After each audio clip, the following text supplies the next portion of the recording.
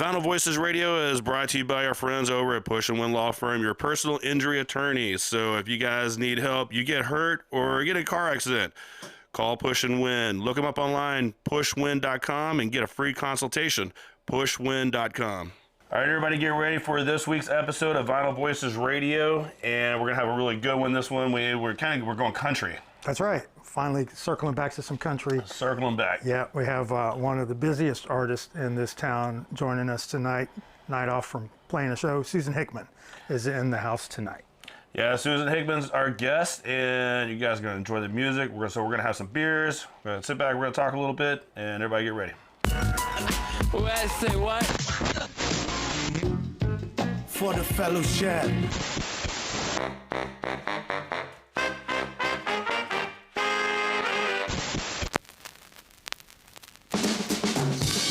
This is Vinyl Voices Radio. ESPN 97.5. Ladies and gentlemen, I'm John Denman. Jesse Sandehan. All right, this is Vinyl Voices Radio. He is Jesse Sandejas. I am John Denman. She is Susan Hickman. Hello, hello. Our guest for this week's show, and real excited to have you. Drive all the way up. Like when people talk about crossing Houston, you legitimately crossed Houston. I did. I made the trek. Made the trek. South Houston and North Houston. Yeah, we appreciate it. Yeah, definitely. Thanks for having me on. Pass up all the wrecks. That were on the freeway. Luckily, it was actually pretty smooth sailing, which I good. was really surprised. Like I made it in just about an hour. It was like more than an hour for me from my house. So yeah, that's actually really good. Yeah, I take the Beltway around That's good. because I can't stand 45. Like it's so bad. Yeah. Yeah. Went around Houston. Yes. Yeah. Yeah. I took the scenic route. Around. Not through. Yeah. Yeah. Well, welcome to the studio. Thank you. Like Jesse mentioned earlier, you play a lot of shows. You do a lot of stuff. I do some things. Yeah. I mean, like a couple hundred shows a year. Yeah. Yeah. Yeah. So, I like to keep busy. yeah. Well, this is a songwriting show that we're going to talk about songs and what goes into writing them. And so, since we're talking about how busy you are and all the gigs you do play, I was kind of wondering how that those live shows, interacting, all that kind of sort of impacts what you do as a songwriter, because you have new music coming out. We're going to talk about that a little bit, but yeah, just if being around all those people, all the time, doing what you do, has in some way kind of geared up what you do as a songwriter. I'd like to hear about that. It's interesting. Like I get to see a lot of different people, a lot of different walks of life, and I like to people watch a lot. So yeah, I mean, there's been scenarios where I've seen different situations or different interactions, and it sparked ideas for songs or situations to where I could, make up my own narrative on a song later. So yeah, it's interesting, but it's definitely an interesting life for sure. Yeah. Yeah. I think that's a cool answer, just because we've had so many people in the studio, and you start talking about that, and it's, a lot of times these songs come from a very personal place, and I know that a lot of your songs do. Oh yeah. But to hear kind of this idea that I'm just looking at walks of life, and there's stuff that's going on around me all the time because you're out playing so much, that to know that kind of seeps into what you do as a songwriter, I think is a neat thing. Yeah, it's definitely something that I've tried to do more of, because like you said, a lot of my songs and a lot of singer-songwriters and people that are creative like that, like we draw from our own experiences, and we pour our heart and soul on the paper, and do a lot of that in that way. But being able to create something that is completely fictional is really, really cool. Yeah. And I actually really didn't start writing about other experiences and other fictional or like even just a couple little facts that I made up my own story about. I didn't really start doing that until a couple years ago. Wow. Yeah. So. It's kind of how I told my kids to write their papers in school. It was like, you can make up anything. Right. Just make it sound good. Yeah. Right? Just use your imagination. You can make up a character. You can just write the story about anything. Yeah. It's actually weird because like in school, I think creative writing was like my most hated subject. Only because it told me what I had to write and what I had to write about. And I'm like, well, I want to write what I want to write about. And so like I had a hard time just making something out of what someone else wanted me to write about.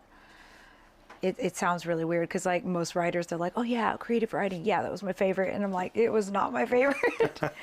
But I think if I would have utilized that a little bit more in school and, you know, kind of taken that, maybe things would be different. But I don't like to look back like that, but it just is what it is.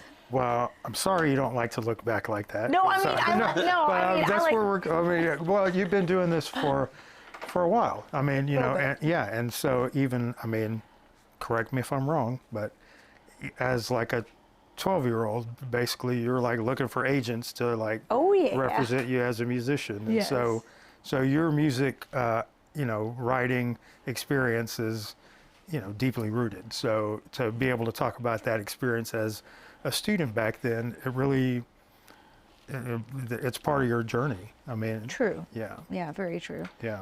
Yeah, that was crazy going through all that and trying to figure out what I wanted to do and, you know, how to pursue it and all of that. It just, I don't know, it's interesting. But you knew back then. Oh, yeah.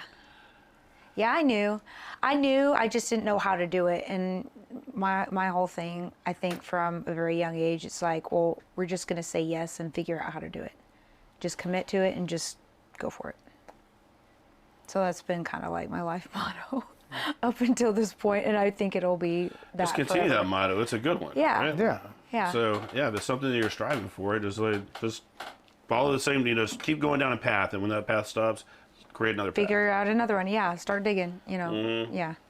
Paving the way. Yeah. I like that. It's a little bit of what we're doing here with this. You know, your words are resonating right now. Inspiring. Yeah. Is that what it is? Inspirational. I mean, Yes. this is a songwriter. That's what they do, you know. So, yeah. So let's listen to a song.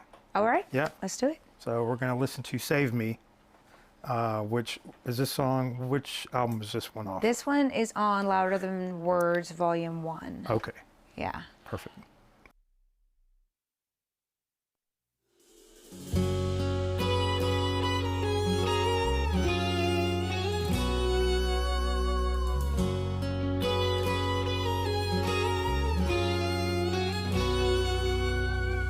"15 years together, hanging on. Should we let it go and just move on? We can't ever work it out, 'cause we can't ever say who was right and who was wrong. I won't give up, I'll fight for us. I'm reaching out, please pull me into you. I want you to save me,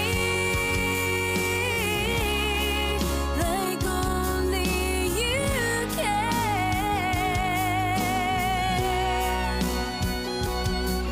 Embrace me, I gotta feel the touch of your hand.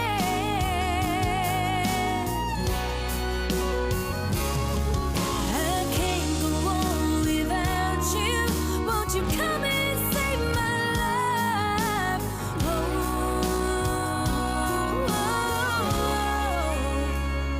I want you to save me.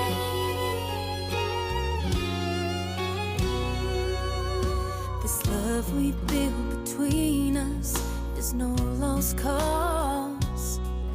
All we gotta do is tear down these walls. Won't you free me from these fears that won't let me go? Come to my rescue, can't you hear my call? Please don't give up, you gotta fight for us. I'm reaching out for you to pull me into you. I want you to save me,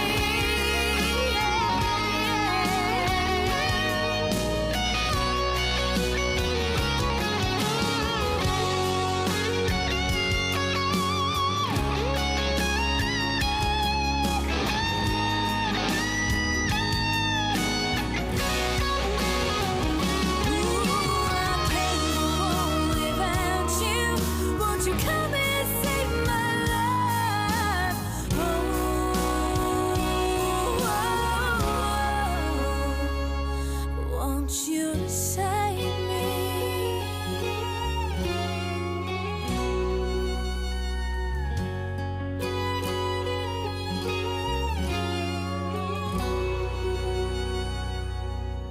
All right, so let's talk about this song. Okay. I was trying to figure out a way to like Yeah, like- connect it to all the Connect. PB&J talk, so but now Cohesively or the bring gals it all and together. stuff.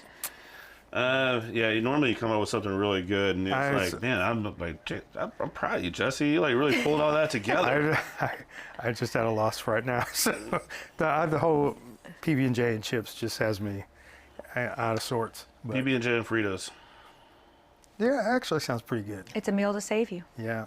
Okay. So my girl. See, this is this is a professional right here. Yeah. So is that one of those songs that maybe this is, too close to the bone for this? Is it one of those personal songs, or is it more of a I see this in the crowd type song? This is one of those that I woke up from a dream, and I used to keep a tablet, old school, and I had one of those little micro cassette Little cassette players. recorders. Yeah, the little recorders. Yeah. I would keep that by my bed, and whatever I could muster up, because I have the hardest time in the world waking up in the morning. I'll wake up and I'm like, okay, just where's the coffee? Where's the coffee? But that was one of those that I grabbed the pen and paper and I just started writing some stuff down. The cassette was gibberish. Like I don't even know. But that was one that I had an idea and I just kind of started spitting some stuff out. I wrote what I thought was a song from that in about, 15, 20 minutes. And just, I knew that the idea was there and I knew that I had something there. And it's weird when you write songs. Sometimes I can write them and it's like, okay, I know this is going to be good. And sometimes I'm like, okay, this is going to need to sit and stew for a little while. And I don't know when I'm going to come back to it, but it needs to be in a pile where I come back to it eventually. I didn't actually ever play it or do anything with it until years and years later. I had scheduled a writing session with a friend of mine, Connie Mims, and we were going to just write something completely from scratch. And something had been nagging me about that song for a while. And I was like, you know what? Maybe we revisit this. And I actually didn't even really know that we were going to do it until I opened it up at the session and back when I had, all my notebooks and all the things. And files and Yeah, yes. now it's on this, which Not near is as much fun. which is a little weird, but I still do the pen and paper thing, but not as much. But I opened it up. I was like, you know what? Let's work on this. And really, we didn't change really all that much, but we changed some things in the second verse, and did some just chord progression. Did some different things there, and it's weird how minute you can make certain changes and it becomes like this whole new thing. Yeah. And so she really helped me breathe some different life into it, and now it's like one of my favorite songs that I've written. And that was so the start of that song was about 15 years ago. And then, we revamped it, and then I put it on that record, and that record came out in 2020, and I believe we had that out on radio 2021. Okay. So. Yeah, kind of circling back to sort of the beginning of this chat about this particular song. We're talking about the gigs that you play and how that impacts the songwriting, because it didn't get released until 2020. How about just that process of playing the song live before it ever got recorded? Was the recorded version essentially the same as what you were playing live out there, or? So that was one of those that kind of, I don't want to say it got left behind, but it's one of those that I didn't ever really play until we put it on the record and released. Okay. Yeah. So a lot of times, I'll be super passionate about a song, and then we play it all the time, and then you know, people get to fall in love with it before the record's out. Right. This, I mean, I don't think we ever played it live until the release party, which is weird. But then like we did it, and it's like, oh, and it, you know, it goes over really well. You know, people dance to it and people like it and people request it all the time. So it's like, well, shoot, if I would have just, you know, been playing that all along, or, you know, thinking about all the other songs. I mean, I write a lot of songs, but, you know, not every song makes the record. Right. Not every song has even been thought of to, you know, to Continue. Yeah. Yeah. Put music behind, right? Yeah. Even just so much stuff if you're Yeah. writing things. And that goes back to how many shows that I do play. So sometimes I have these songs that I'm very attached to that I love, but it's like there's only so much time for certain things and, you know, certain formats, and Yeah. you know, it may be more of a singer-songwriter type of show, or it may be more of a honky-tonk full band kind of show. It might be, so we have different set lists for different type of situations. Yeah, 'cause some songs you have keys in it. Some songs you have a lot of different things in different songs. Yeah. So depending Yeah. Yeah.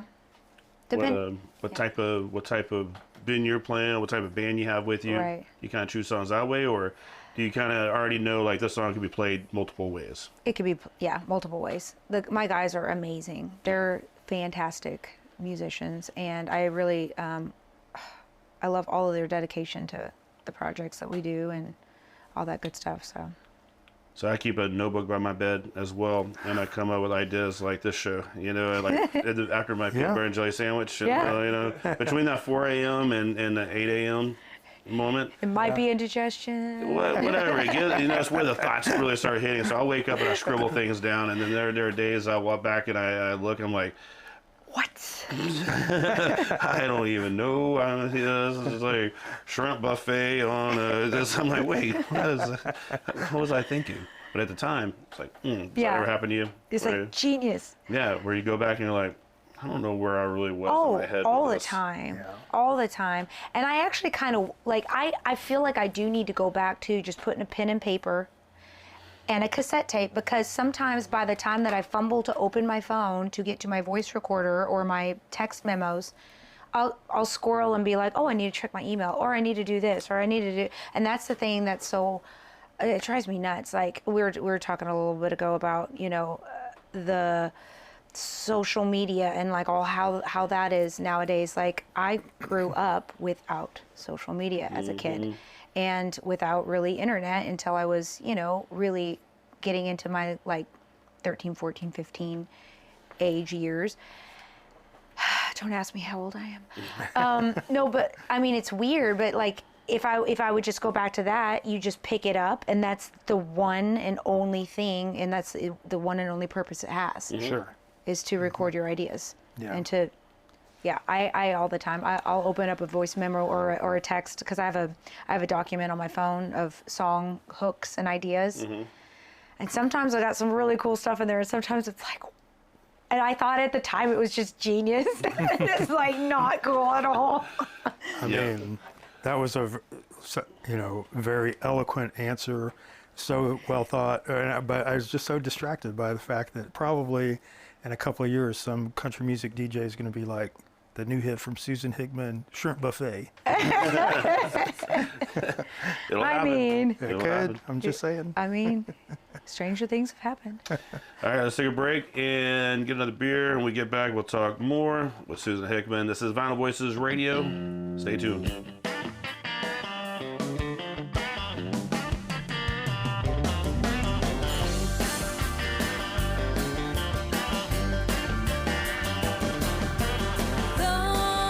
Lonesome ain't the only whistle that blows.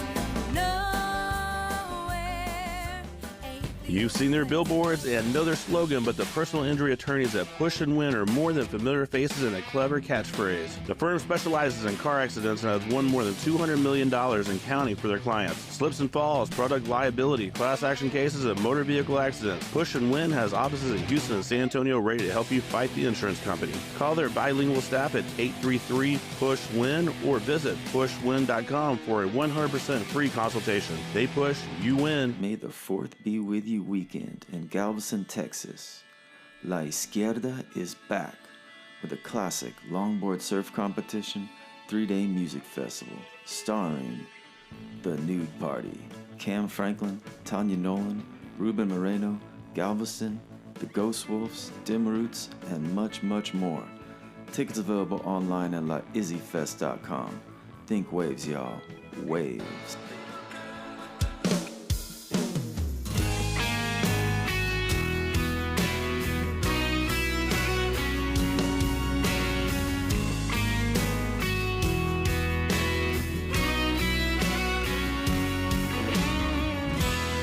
All right, we are back. This is Brown Voices Radio, and we're hanging out with Susan Hickman, and we've got another song to listen to. Dun, dun, dun, dun. Yeah. This time, let's jump into the song first. Yes, and It's a good way to do it. This is a smooth song, by the way, that we're about to listen to. Thank you. Yeah, this one is Moth to a Flame.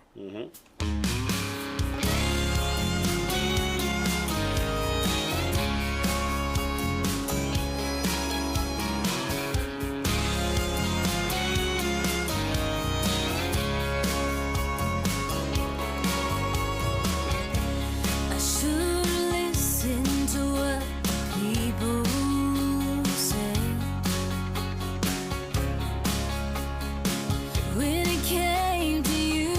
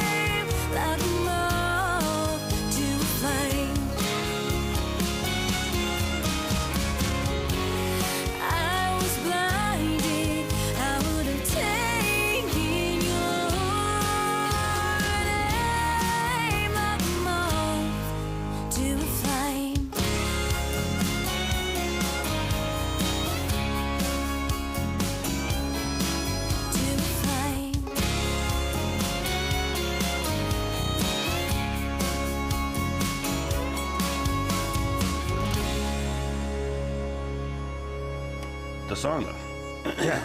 This one's also on the last album. It is. So it's a good opportunity for me to talk to you about the new album because you just finished like a successful crowdsourcing. I did. Yeah. Yes. Congratulations. Thank you. That was that tested my patience, my humility, my sleep, it was tough. It Anxieties. was anxiety, Yeah. like every day it was something new. It was crazy, got banned from Facebook Messenger a couple times. It's just like random stuff. But we are funded and we're so grateful. And I say we, like my whole team and the studio and all the. So what's the next steps? Are you guys going to start recording soon? Does the So, album I have a title that we could break here? It does not. It does not yet. There's we're still in a lot of baby steps. So I've got a lot of songs. I probably have enough songs to record probably 2 or 3 albums right now. But here's a little tidbit of information about me. I like all the slow, crying in your beer country songs. And that's how I write. I write mostly slow songs, like real like feely type of stuff. And so I have a lot of those kind of songs. Or co-writes with other people that really, it just isn't my style to do my own personal album with. But we're in the process right now of figuring out which of those songs in my catalog that we're going to actually take to the studio, and then what songs still need to be written, and with who to co-write, and how to complete all of those. So my hope is to be in the studio by like late November, December. Because we actually, here's a surprise that not a whole lot of people know about.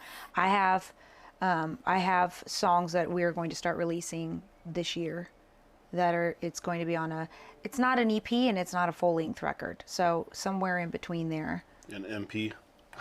I don't know what the hip cool kids call them these days. I got some music coming out that's going to be like in CD form and on all the social media and streaming sources. So there's that. I'm actually going to be in the studio at Stormy Cooper's tomorrow, re-recording vocals for one of the songs that is going to be out this year. But the project that we did for the crowdfunding, that's going to be recorded at Edgewater Studios in Sugar Land.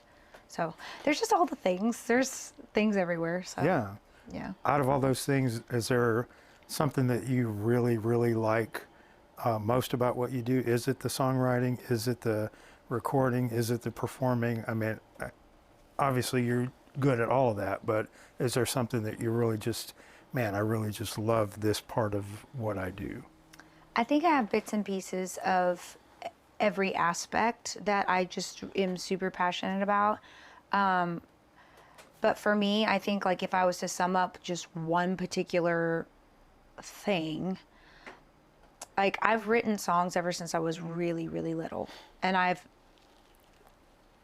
had ideas and I've had like all of these, like stories and all the things that I've wanted to write about and things that I have written about. But when I write something that I'm like, whoa, I did that. That's kind of like, that's really cool.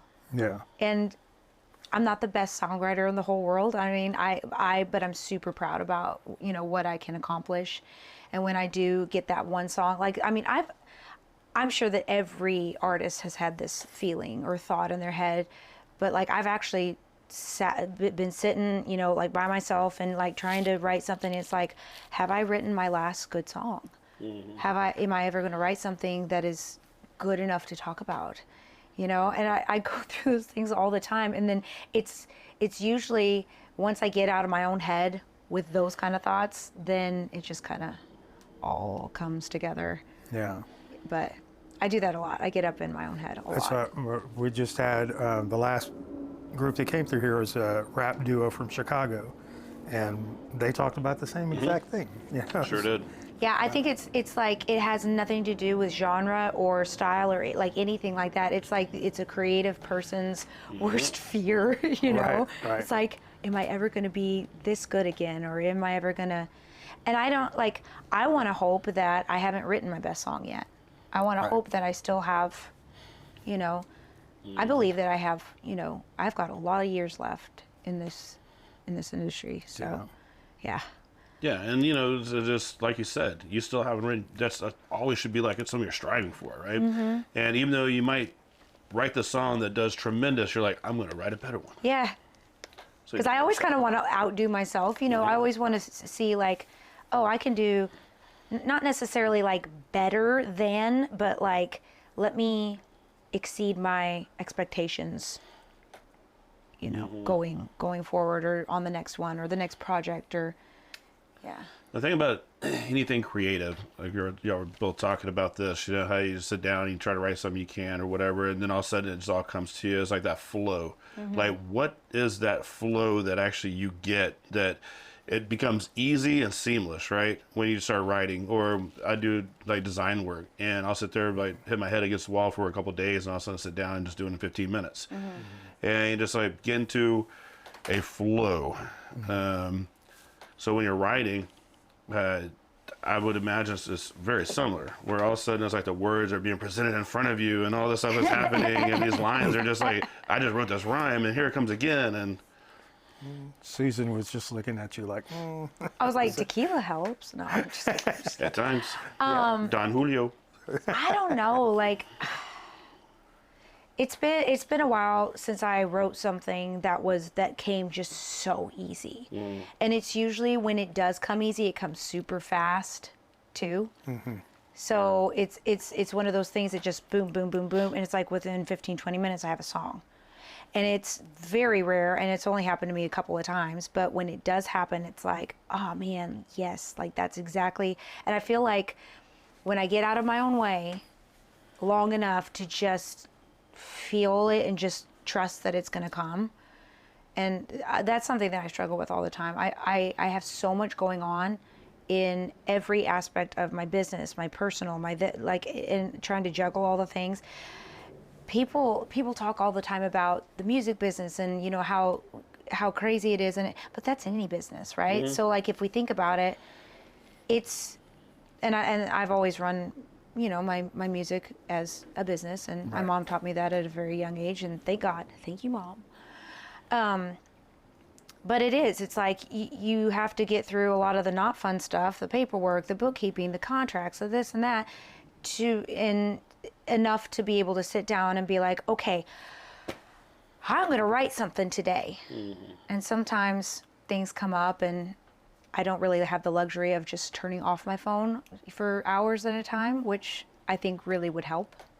But Yeah, sometimes you just need to hide your phone. from yourself, Just turn it off, hide it somewhere, you know, just put it away, lock it up. And they actually make apps for that. I don't know if you... I've seen, Really? They actually make apps that you can set like, you cannot unlock it for this long. That's kind of terrifying, though. yeah, Yeah. Yeah. I'm not for that. No, Sorry. me neither. Yeah. I will Me not neither. be using that app ever. Nope.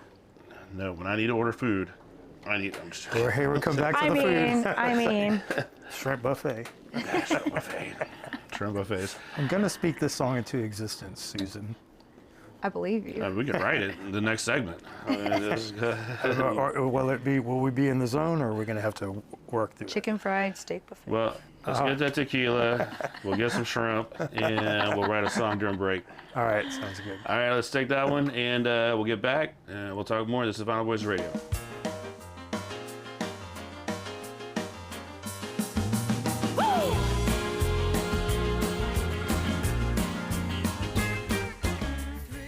You've seen their billboards and know their slogan, but the personal injury attorneys at Push and Win are more than familiar faces and a clever catchphrase. The firm specializes in car accidents and has won more than $200 million in counting for their clients. Slips and falls, product liability, class action cases, and motor vehicle accidents. Push and Win has offices in Houston and San Antonio ready to help you fight the insurance company. Call their bilingual staff at 833-PUSH-WIN or visit pushwin.com for a 100% free consultation. They push, you win. May the 4th be with you weekend in Galveston, Texas. La Izquierda is back with a classic longboard surf competition, 3-day music festival, starring The Nude Party, Cam Franklin, Tanya Nolan, Ruben Moreno, Galveston, The Ghost Wolves, Dim Roots, and much, much more. Tickets available online at laizzyfest.com. Think waves, y'all. Waves.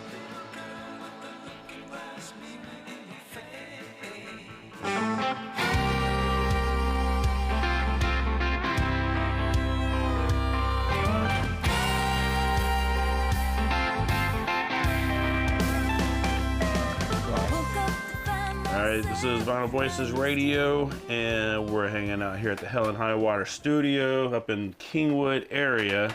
That's what it says on the map for some reason. Or Houston area in Kingwood-ish. And Susan Hickman is our guest. And so if you've been just tuning in, you missed some really good songs, and we're going to hear another song. Yeah. So we are going to hear another song. Cool. The next song we're going to hear is called Hesitation. Tis. Yep. And it's a single. Every time you need me, I get a funny feeling that's hard to explain. I get nervous every time you touch me. Thoughts of you are always on my brain. Days go by and I just can't escape you. Like a game that I continue to lose. There's a complicated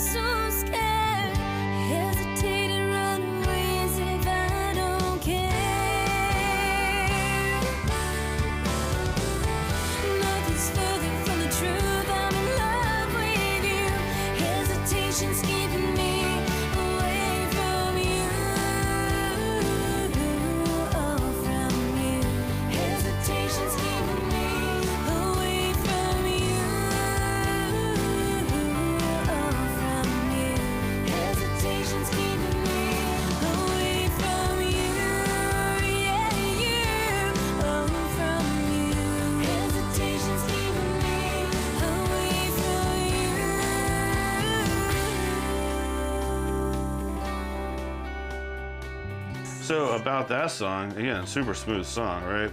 Just like a good, just all the way through, but there's no hesitation at all in that song. Like, as soon as you stop singing, all of a sudden it goes right back into the next verse. Well, now we have to redo it.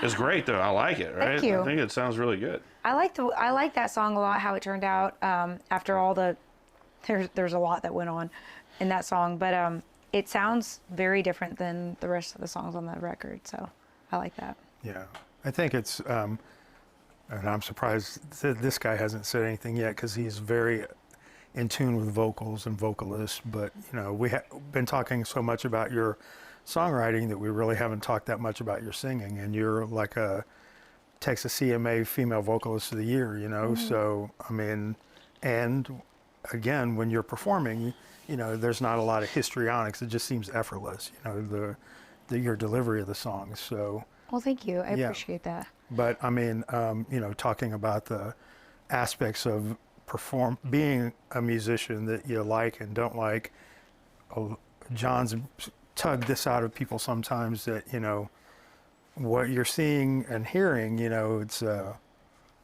not necessarily my favorite part of what I do. So as far as singing goes, is it a favorite part, or is it something that you really feel like you have to work at? Because The singing, well, I love singing. Like I love the singing, the performance aspect, the being in the studio. I love all of that.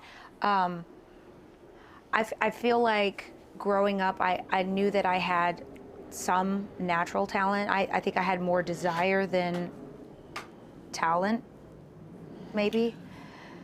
I know this sounds weird, but like I feel like I've had to really hone in and figure out how to do certain things, and because I never really had, you know, formal voice coaching or whatever you call it. Like I didn't go to a music school. You know, when I started playing instruments, I had a couple of teachers like with piano and violin, but like I'm self-taught on guitar, and I don't actually really feel like I kind of came into my own until I started playing guitar. Like, oh, I can write better with guitar. I can express myself a little bit better, you know, as I'm playing and that kind of stuff. I mean, I do like to put my guitar down and just perform, but I feel like going through the different aspects of, you know, learning how to, you know, do vocal exercises and, you know, how to hit certain notes and, you know, without wrecking my voice, that's been kind of interesting. yeah, But my mom helped a lot, you know, starting out, you know, kind of like she's musical, so she played piano and, you know, she sang, and so she taught me how to sing harmony, and, you know, we would do basically, you know, our own little, whatever you want to call it, in the living room of our family home, and yeah. you know, I'd sing the songs and she'd point out, okay, don't do this, do more of this. And it's like, okay, you know, it like sometimes we just like, and sometimes it's like, oh, cool, thank you, Mom. And like today, you know, being an adult. Yeah, like, looking back on all those oh times. yeah. Sometimes, you know, like when you're so close to like your parents and your family life and all that. And I was homeschooled. My sister and I were both. So we did the homeschool all together. We did the music stuff all together, and so it was a lot of stuff that we spent a lot of time together. But as an adult, I'm like, okay, like there's no other person that would have actually done that for me. I could have never got that anywhere else. Yeah. And my mom loves me, so. And Yeah. I love her. As a mother should. And she should. She should. I know sometimes she wanted to wring my neck, but it's fine. I mean, that's all parents and their kids. Yeah. It is. Yeah. Yeah, it happens. I mean, my kids, I was like, ugh. They test the patience. But, Oh, yeah. you know, you give them with the tools that they need to try to do something. And back to desire and talent, I'll take desire over talent. Oh, honestly. yeah. Yeah. Oh, yeah. All the Same. time. Yeah. Same. Because, I mean, like I said, like I knew that I had something, and I knew that I could figure out how to pursue something on some level and just figure it out as I go, which I did kind of. But my whole thing, and I don't know if this stems from me being homeschooled and being like a self-starter, because I always have been that. Like I constantly want to learn how to do things. It's like if I don't know how to do something, I want to figure it out, and I want to be really, really good at it. Yeah. Yeah. Yeah, I was reading something the other day, and it was about like what drives you, right? And so I was like, man, what really drives me? And ultimately came with curiosity, Yeah. and sounds a lot like you. Yeah. Yeah, that fits. I see that. So That is very cool. I feel like I just have a never-ending hamster wheel going like all the time, and curiosity. That's a excellent statement because I'm so curious about so many different things. I have an issue of like focusing on one particular or two, because I feel like I've tried to multitask over my lifetime, and I do this because I feel like if you're trying to do all of these different things all at once, there's something that's going to be shortchanged, or something that you're going to not do as diligently as what you probably. So as I get older and have more experience under my belt, I feel like I'm able to kind of look at this and be like, okay, I need to focus more this week on XYZ, or and just kind of honing in instead of trying to do everything all at once, because that's a sure way to burn out really fast. well, that, and just like you said, what I always just thought that I was a big multitasker. I loved having a lot of things going on all the time, and I was always like, I'm staying at the top of it and everything else, and the rest of the world is like going, no, you're not.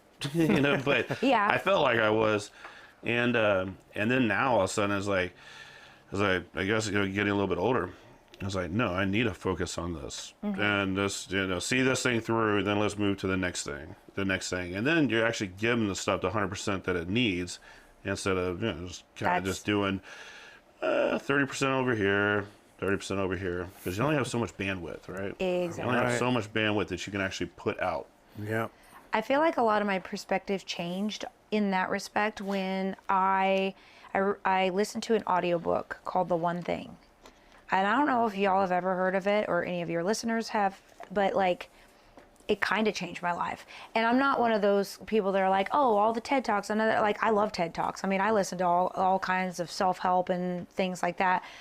But I'm really particular on what I choose to absorb and apply to my own life. But that book seriously changed my life. And it talks a lot about the, like when you go and try to get hired for any kind of job, like one of the questions they usually ask, how well do you multitask? And a lot of times it's those people that try to do all the things that they're not going to necessarily excel in, because like how many of those things are unfinished at the end of the day, Right. And I kind of looked at that, and I looked at my own life, and I'm like, I am one of those people, because I am very curious and I'm very creative. I'll start certain things and be really intent on wanting to do it, and then something else comes up over here, and then something else comes up over here, and so it's just one of those things where it's like, okay, what is important to me? What is the one thing that I need to do today? What is the one thing on the top of the list that absolutely has to get done today? And then go even in, like going farther and saying like, what is the one thing that I'm good at? Why am I trying to be a milk salesman if I'm really, really good at, making chicken fried steaks? Back to the food. I feel like a lot of times, like everybody, we're all trying to make it, right? We're all trying to survive. We're trying to pay bills. We're trying to do all the things. And if you're passionate about something and you're not able to do it, like you're just going to be sad all the time, right? Even if it doesn't work out, right? At least you tried, because if you didn't try, then you never know. I don't want to be sitting there at 90 years old going, oh, I wish I would have done that podcast. Yeah. It's like, we did it. We did this podcast. Yeah. So, or whatever other dumb idea, I come up with. I mean, this segment is so amazing just because it's all over the it's all place. like, no, but it's all actually like that Venn diagram stuff, because Susan's talking about do it with no hesitation. Ooh, there we go. Then we're also talking about the one thing. Yeah. The one thing that you had to do today was come on this show and crush it, and you've done that. Oh, thanks. I mean, you're dropping knowledge on these Man, that's folks. actually pretty good. The one thing you have to do is in the evening, because you're like, whoa, I can take care of that in like 8 hours from now. So it's like, let's listen to the podcast. This has been a lot of fun. I'm gonna start living my life like Yeah. that. I mean, honestly, it's like, okay, what do I need to do this evening? That's gonna be my focus Right? for now on. It's like whatever it is, I'll push it to the Just end push of it the to day. the end. Push it, yeah, it's Yeah. I fine. mean, isn't that hesitation? But your take, that is hesitation. Yes. Procrastination. Sort of. That's another song I could write. Yeah. I have a song about that too. That's another statement. No. All right, Susan Hickman, thank you very much for coming and hanging out. It's been All a over great the time. socials. SusanHickman.com. Yeah, SusanHickman.com. Just look it up. You find her music all over the place. Videos, Spotify's. Spotify's, Apple Music. All the things. All the platforms now. All the platforms. Yeah, there's so many of them. Just But Google me. You'll Google find me. and go watch her live. That's Yes. definitely the key, is go see a live show. Yes. All right, well, thank you very much for coming and Thank hanging out at you. Vital Voices. Dun, dun, dun, dun. And on that note, I want to thank everybody who tuned in to this week's show. You can listen to any of them on Spotify, any of the past episodes. You can find us on YouTube. If you haven't watched that yet, go to our YouTube channel and watch some videos. Everybody be safe, go see a live show, and we'll talk to you next week.